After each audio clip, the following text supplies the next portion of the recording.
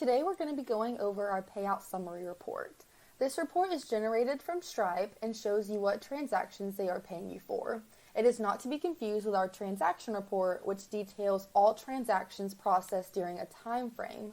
What is processed during a time frame and what is paid to you are two different things. This report can be run for any time frame you wish. It will display all payouts sent by Stripe during your selected period. The default setting for this report is UTC time, which matches ours and Stripe's batch time. For this example, I'm going to put in the month of July and I'm going to hit generate report. Each payout detail is exportable to Excel so you can manipulate the data however you need. The information on this report includes the payout ID. This is the link that leads to a list of transactions that make up this payment. This link is only generated in Portal once Stripe has initiated the payment to you. Our initiated column right here, this is the date that Stripe sent the payment. Please note that the most recent payouts are on top of the list and the older ones are going to be at the bottom. Expected on, this is the date the payment is expected to be in your bank account.